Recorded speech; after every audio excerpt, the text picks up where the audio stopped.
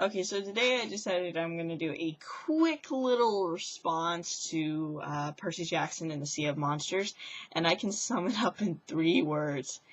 It really sucked. It was a terrible movie, and it was just as bad as the first one, if not so, just because it was just so more disappointing.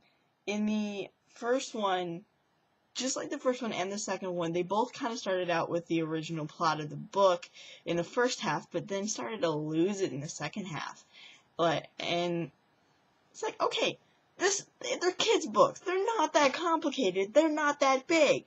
You could have an entire story written out in a script, done completely exactly the same, no changes, and you would not move past your 2-hour marker. Seriously. Secondly, even if it was a case of, like, okay, it's not like the book, but it still, like, it still did its job, it's still not like that. See, Harry Potter wasn't like the book entirely, but it still kept to the tone and the characters, and that's why it didn't fail, except for Goblet of Fire, the movie, which I read that book, and I was very sad when I saw Goblet of Fire. I'm like, but it still at least kept to the basic plot. Still, at least got to the big major points. It took out a few things that I really was kind of sad about, but it's like, But Lord of the Rings still kept to the basic plot, still kept to the main characters, and still kept to the same tone. And I was gonna group World War Z in this, but I'd rather not, because a lot of fans are gonna hate me, and I haven't read the book yet, so I can't really say, but, like, I saw the movie, and I'm like, it's a decent movie, but from what I can tell, it's nothing like the book, so they kind of plagiarized. But, no, but even if that was the case where it was, okay, the book, movie, they're kind of 2 separate entities that represent different aspects of the story, it wasn't that case. It was still a terrible movie by itself, because the plot was rushed, the acting was terrible, and there was only 1 or 2 very cool scenes, which I can go into a little bit. The Oracle. Oh my gosh, I loved the Oracle when she popped up. That was just, yes! The actress who does her voice, I can't pronounce her name, so I'm not even gonna try. You can look it up on IMDb on your own. Was just, I loved her voice. It was like, oh yeah, I like that voice. I think I know who I'm gonna have play my main villain in my story now. Which, by the way, is finished. The script is finished, but it still needs to be edited. October! It's coming out in October. I'll give you a link when it's ready. But, Hermes. Nathan Fillion. Oh my gosh, that scene was full of epic win. That scene alone was epic wins. Scene was full of epic wins. I love there was a Firefly reference in there. There was a Firefly reference, and I'm like, yes! And then also making Anthony Head play Charon, the centaur. That was pretty good, because first off, Anthony Head's been in a lot of different kinds of fantasy sci-fi stories, like Reveiw, Buffy the Vampire Slayer, Merlin, etc., etc. He's been in a lot of different things, and he's sort of like used to it. Oh, you want to CGI a horse put on my back? I don't really care. This is not the weirdest thing I've done. But at the same time, you could tell which actors were like, I'm not even trying. Charon, Anthony Head was like, I'm going to do what is absolutely necessary in order to make this role convincing, but beyond that, I'm not going to make it my own, because I know you're going to replace me in the next movie. Because you already replaced Pierce Brosnan with me. It's like one of those cases of, like, don't cheat with a married man, because if he can easily leave his wife, he can easily leave you. That's what it was like. And then the man who played Dionysus, also once again, I don't know his name, I'm not going to look it up, you can learn it on your own. He was perfect as Dionysus. There's a quick little Christian joke about, like, because Zeus was a little mad at Dionysus, so he constantly had it where every time he tried to drink wine, it turned into water. So he says, like, the Christians have a god who does this trick in reverse. Now, there's a deity. And that was pretty funny, but like I said, the fun moments, the cool little moments were far in between, not enough of them, and the story was weak, the plot was rushed, the acting was wooden, if acting was involved at all, and it just turned into this big mess of Nickelodeon sitcom Hannah Montana wannabe with a little Harry Potter Wizard of Waverly Place kind of bad. I'm sorry, that was a terrible show. It is a terrible show. It should have never been created. And it's such a disappointment to fans of the books. I'm not the only one. But it's such a disappointment. It was like, here we get to see the faces of these characters, and some of the casting was just brilliant, brilliant casting. But beyond that, it didn't bring it to life. It didn't really give us what we wanted. We didn't get to see Ares be the badass biker dude. We didn't get to see Athena or, even all these amazing things. We didn't get to see how the Sea of Monsters was translated into modern society, like Percy being this, super feminist, And then, of course, they tried to do, a theme park called Cersei Land. It's like, really? That's how you're gonna sneak Cersei in? You're gonna do it that way? And it's just an epic fail all over. It's one of those cases where they didn't care about the source material. People who worked on Harry Potter, the people who worked on Lord of the Rings, the people who worked on all these amazing adaptations of books,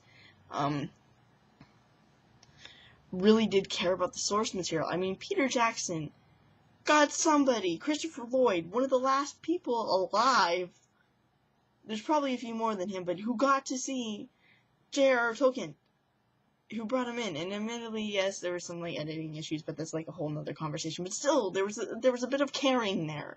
They cared. Percy Jackson and the Lightning Thief, Percy Jackson and the Sea of Monsters, you can obviously tell they're cashing in on a book series, and they care nothing for it. It's like what happened with Aragon, and it's like what happened with World War Z. They were cashing in on a title, and they cared nothing for it, and they were rushing through it, and they were going through what if, and let's just do what the focus groups say, because we have no imagination or willing to take risks. Even though we could have easily just copied the entire book through and would have still made our 2-hour marker, maybe 2.5, but you know what, kids can sit. If they cannot sit long enough to watch the entire movie, they shouldn't be in the movie theater. And this wasn't aimed for little kids. This was supposed to be 13, 14-year-olds. I mean, first off, Percy Jackson's not meant to be 16 in the first book. He's meant to be 11. Which, by the way, ballsy move in Sea of Monsters, they showed an 11-year-old kid die. Well, die. If you read the books, you'll understand. That was kind of a ballsy move. That was pretty ballsy. I'm just like, oh, they showed an 11-year-old dying. That's so sad. But still, but it's like, oh, okay. When I first started watching it, when we started, it was it was doing the epic thing, and it was going through the ocean, and I'm just like, oh, this is kind of cool. And then he started doing the really lame voiceover, and I'm like, it can recover. It can recover. It needed to have the voiceover in order to do the prologue, and prologue was kind of cool, and then you got to see a little bit more of Camp Half-Blood. That was kind of cool, and then they got to the Sea of Monsters, and they just died. It was can't go any further. It died. It was terrible. So, yeah. This is a movie I suggest don't go see in movie theaters. If you're going to wait till it comes out on Netflix, wait till it comes out in Redbox, or borrow it from your friend with better taste. And then demand that whoever keeps making these decisions to make these movies this way dies. Well, not figuratively, not literally, but figuratively, dies in Hollywood. Don't come back. M. Night Shyamalan, Michael Bay, those people all belong in a little corner to stay away from our favorite fandoms. And personally, for me, I really think Percy Jackson would do better as a television show, because there are so many monsters that they have to defeat. There are so many things that they have to go through in order to reach the point that it would do better as a television show, so they could slow down and focus on each of the monsters, each of the adventures, build up to Kronos. It would really be cool as maybe a 2 to 3 season television series. Because, you don't want to drag it out too much, because then you start having to add things. But even then, there's plenty of Greek myths that you can get into that they touched upon, that Rick Riordan touched upon, that you could probably expand. And because it's such a big world, and, actually my boyfriend was watching with me, and he was like, well, why can't they use guns? I'm like, well, to kill monsters and half-bloods and gods, you need a specific kind of metal in order to kill them. But it's like, well, why couldn't they make bullets made of that stuff? So, hey, there's something to be explored. Why aren't there any guns? Why, how do they get over the fact that so many, there's just so many, different things that they could get into in a television show that I really think would be pretty cool. And you could get a lot of cool actors in on it. I mean, Anthony Head's done television series. He's in a television series. He's been in 2.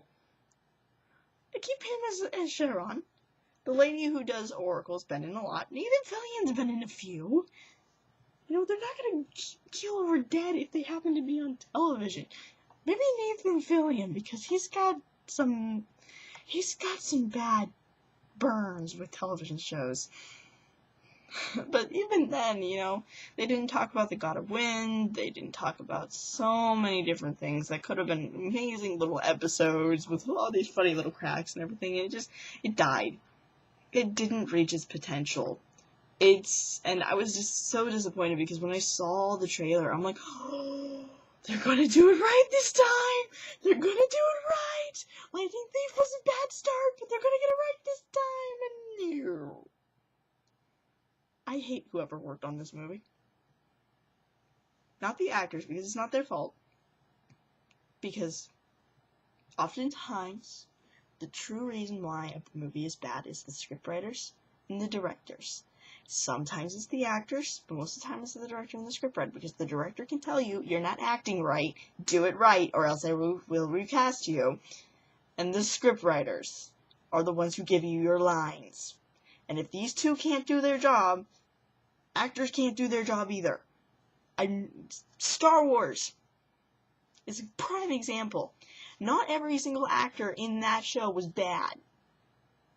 They were actually a very good cast of very popular people with a very awesome resume of good movies that gave such silly performances because be as dumb as possible. Could have done so much better, and they failed. I want them to stop. I want Rick Riordan to pull the rights, because they still need to get his consent to do any book. Pull the rights. Just like the wife of the late Dr. Seuss pulled the rights to do any more of the Dr. Seuss movies. Just pull them. Just pull them and pull them back. And Rick Riordan, please, please, please read the script and approve, and have it where you have to approve the script before it goes to print. Because I will tell you, you will catch so much what's wrong. And that's what I'm going to do with my movie, or with my story, if it ever becomes a movie or television show, is I'm really going to be involved. I want to be able to pick the actors. I'm going to pick who does the music. I want to pick who directs it, and I definitely want to be the main scriptwriter, if not the only scriptwriter. So that was my review of Percy Jackson. I gave it a 4 out of 10. It was a little bit better than the first one, but it still sucked. And it still does not deserve to have a large audience. It should get a very bad Rotten Tomato review. And it shouldn't be allowed to continue. This is a travesty. And it's horrible, and World War Z fans will come together with the Percy Jackson fans, and they will cry together, and they'll be like, why, Hollywood, why? And I will end it right there. So, adios.